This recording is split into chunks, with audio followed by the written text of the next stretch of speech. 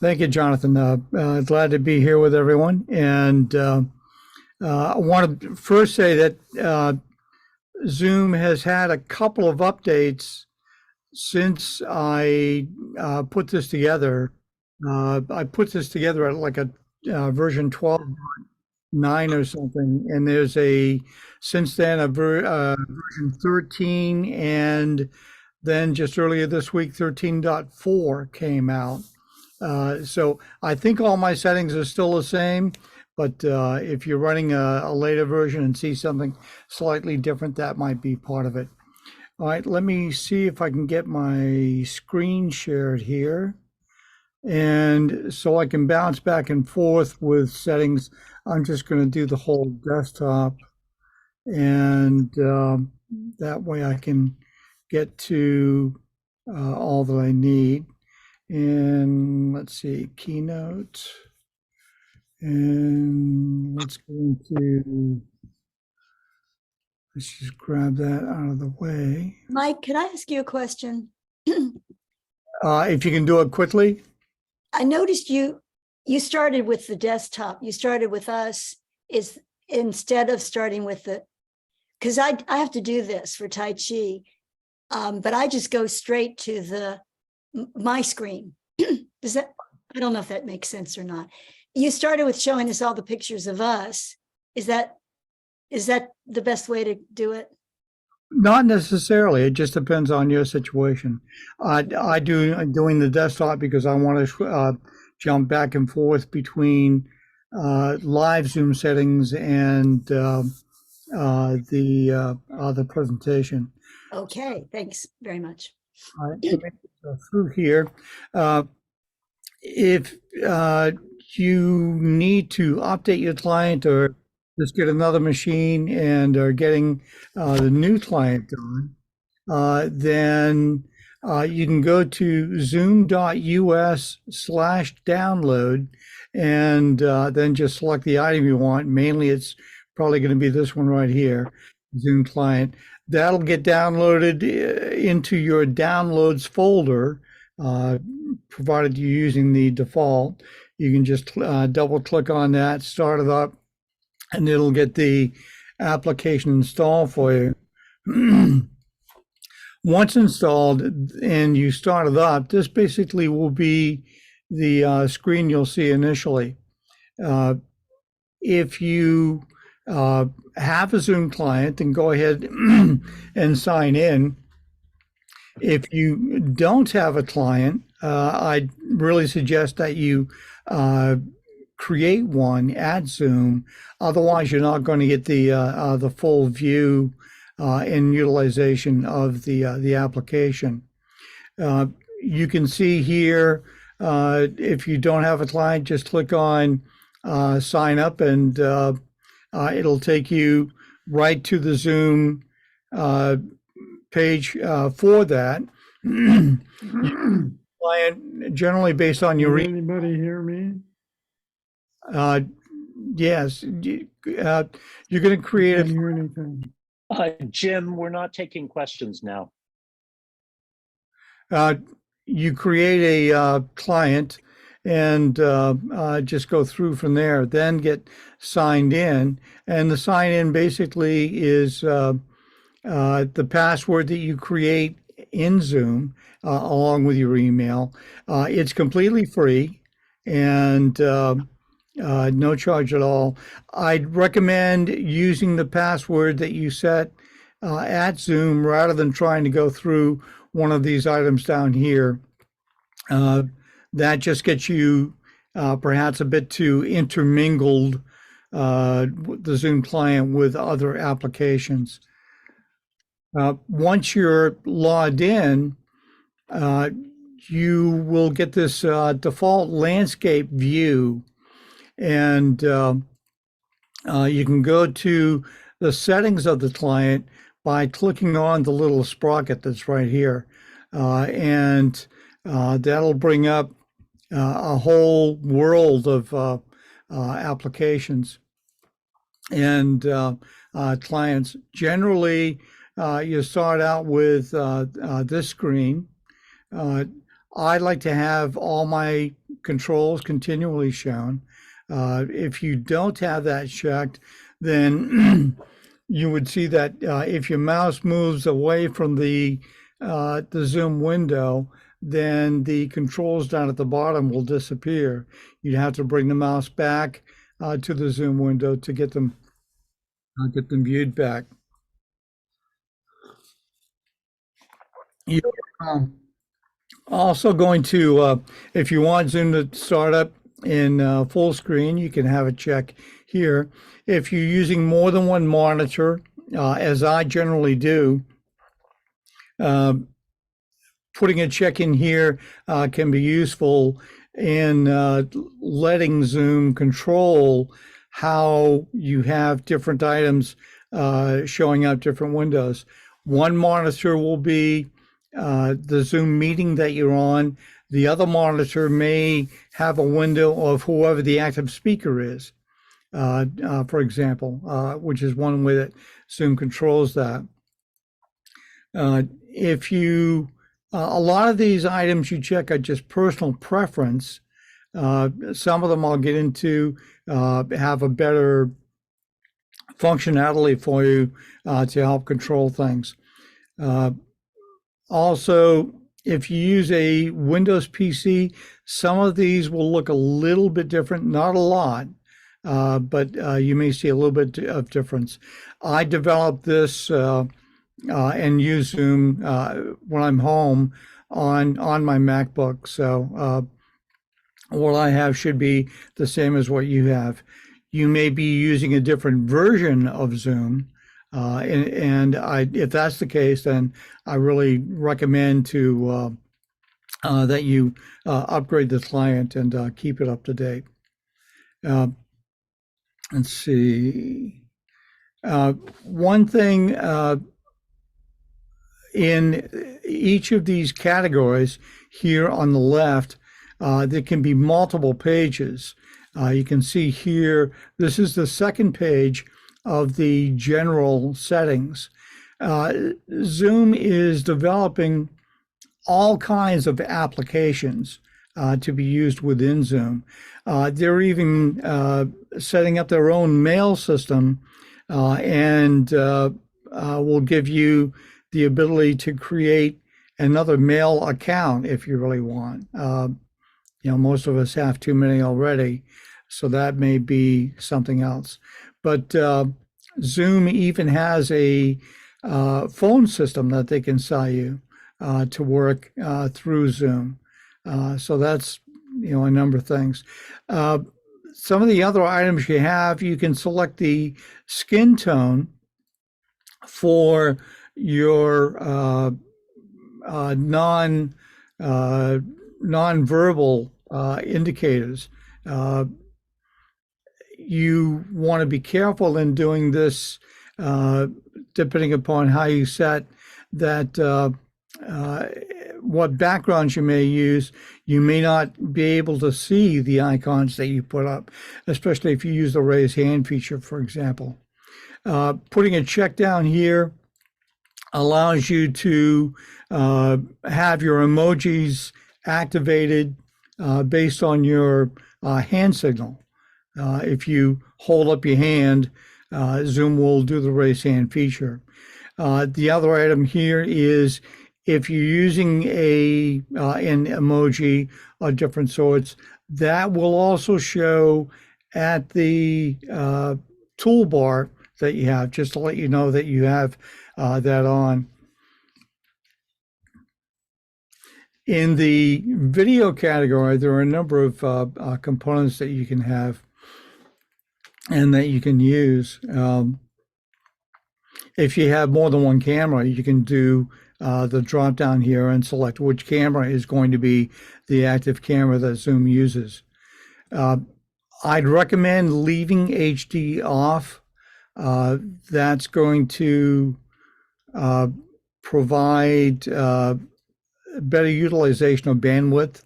I think a lot of us don't have a really super high speed gigabit network, and especially if you're working wirelessly, you might want to keep your bandwidth more at a minimum.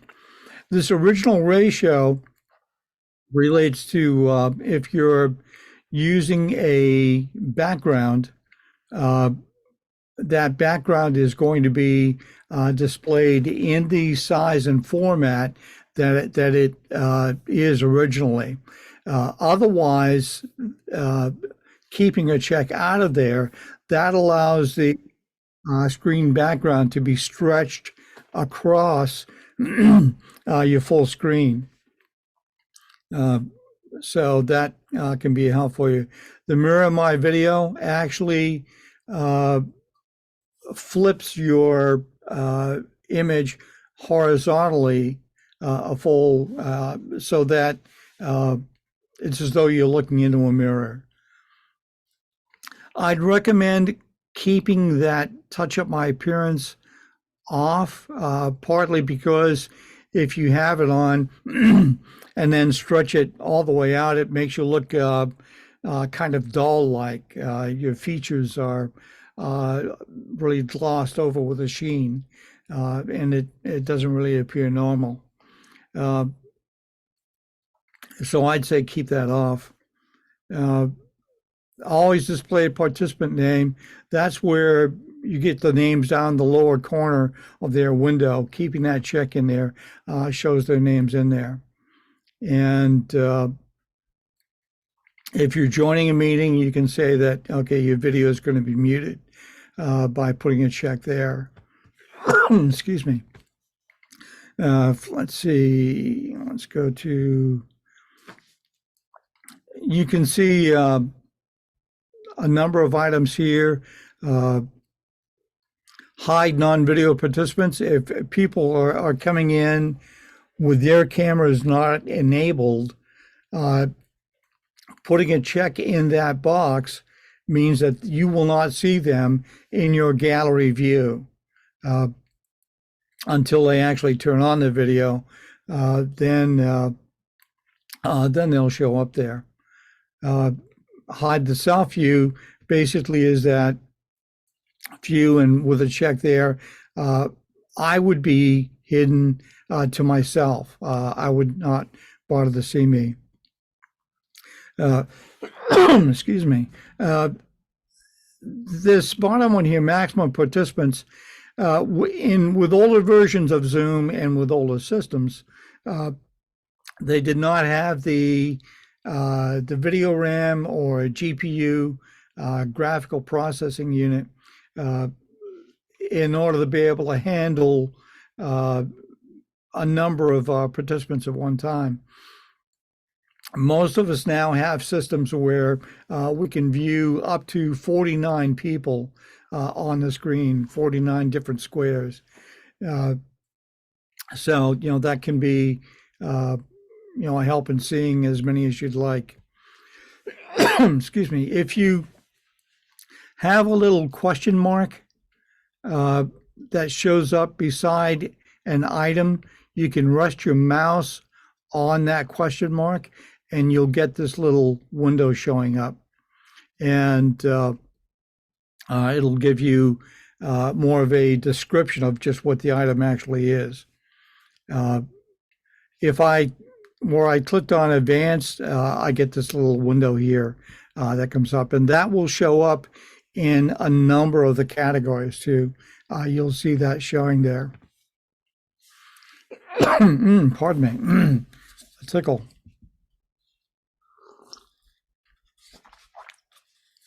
In the audio settings, I'm often, especially when I'm working, I'm wearing a headset with a microphone attached. I can get to that by this drop down here, and if you can switch between the built-in microphone on your device, which often is not as capable as what you have built into a headset. Uh, so you can do that, the drop down, and select between devices. By clicking on test speaker, some tones will come on and they'll show up uh, depending upon the volume level in this little indicator. And then you can use this volume level to adjust that. For microphone, same thing. You can do the drop down, select a different microphone, and then by clicking on test microphone, you can do some speaking and see indicators going across. And this is where you can control your microphone. I also would recommend do not have Zoom automatically adjust the volume. It's not necessarily the most accurate in the world. So I'd say keep that off. Now, original sound for musicians, if you're dealing with a situation where you're playing an instrument of some sort, you would want to have that checked in order that Zoom will not process the audio in a way that it thinks it should be handled, because Zoom on itself does not recognize instruments or music as well. There are a number of third-party extensions that you can build into Zoom if you're going to be doing anything musically. So, you might want to see those. If you are doing that, then definitely put a check in high fidelity music mode and a check in echo cancellation. If you don't have that check in echo cancellation, then you have the potential of a fair amount of feedback coming back to you. Excuse me. This is second half of the pages of the audio, and these again are more preference. You can tell Zoom to keep yourself muted when you immediately join, and to have Zoom automatically set up the type of instrument that you're using for your audio. You can also tell Zoom that to not bother to prompt you. And let's see. I'm running through these kind of quickly because of the just to make sure we get done at 2 for Rob Peguero to come in. If you're sharing screen, you have a number of controls that you can set up for default. You can always override those by controlling settings once you're in the share screen mode. But to set up a default view, this is a good idea to have these controls set however you like. The side-by-side mode gives you the people being viewed on the right-hand side of whatever is actually being shared in the main body of your Zoom window. And generally, the side-by-side is good for utilizing full utilization of your screen. Then let's see.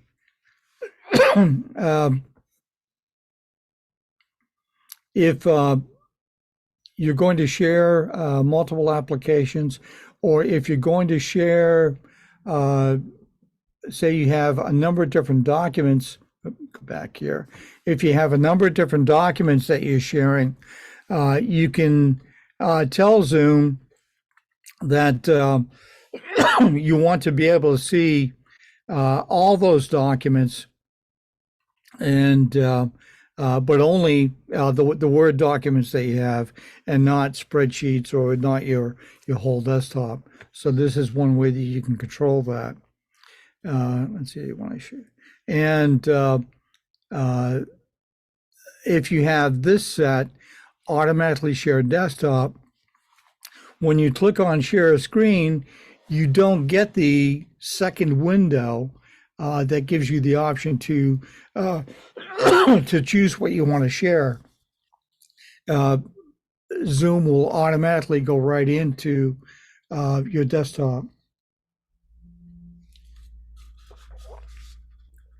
And if you're not in a Zoom room, which most of us generally are not, that's a separate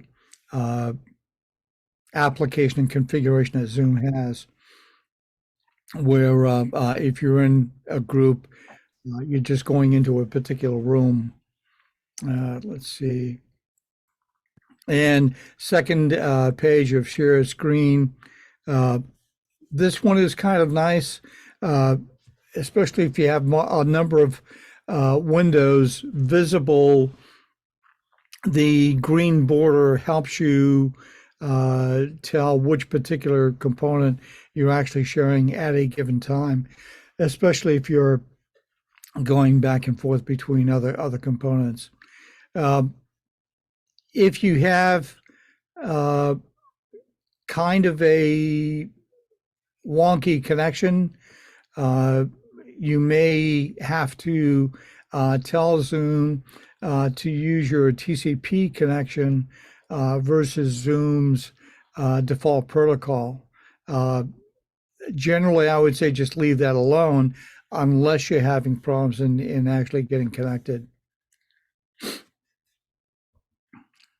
I'm skipping over the team chat in Zoom apps simply because they're kind of a separate area that most of us don't get into from a really advanced standpoint. But the background and effects is one area that a lot of us like to use. I've marked out a number of items here that are kind of give you some utilization of different controls. The first one here in the upper right corner allows you to flip your window of your video 90 degrees. Each time you click on that, the window is going to turn another 90 degrees until you go the full 360. And that can be handy if you're just setting up a different view of your camera. The virtual backgrounds generally are these items down here. Now, if you're logged into Zoom, you're going to see this and get more control out of it than if you just join a meeting without actually being logged into Zoom. In this plus sign, I have the option of actually loading up my own personal JPEG files or short MPEG files. You can see I have this Northern Lights background, and because of this little camera icon in the lower left corner of these items, you know that those are short videos that actually run in the background, and you can add your own as you like. You see this Ollie one is one that I use at work that we have set up as a background. Generally, I'm using either this one or the blurred background, just so items behind me aren't distracting. If you click on video filters or avatars, you see a number of items that come up. Let's see if I can show a little bit of that. And you can see on video filters, I can add in a number of items that kind of, cutesy the look a little bit. The avatars, you may have heard of the individual, the lawyer in a court case showing up as a cat, something that his daughter did. Well, if I click on one item there, you can see, okay, now I'm a cat. Or I could be a cow, just depending upon how I want to turn it off. But these are other components that can come in handy. There are, let's see, some of this has changed since I was doing it last. But there are other controls that you can get into to control the look of how you appear. And this check with a green screen, excuse me, if you use a green screen, that helps your PC distinguish you from the background. It can say, okay, that green screen is meant to be blank, or presenting a blank background. And then it works better with any of these that you may select. And the mirror in my video is similar to the other mirror that I mentioned about. Let's see. And the accessibility area, you can see how I'm skipping through a number of these other items. Recording, if you're recording, you get a number of options. As far as recording to Zoom's cloud, especially if you have a paid account, you can. Or if you're recording locally, where do you want those recordings to show up, where they're displayed? The other part here is the closed captioning. You can control the size of the captioning that you see at the bottom of your screen, and how that's going to look. How small or large you'd like that to show up. The other items down through here are meant more for people with various restrictions on being able to view. So you can control that. Oh, sorry, I lost my. Let's get back to the play. There we are. And yeah, that's pretty much it. Let me stop my share and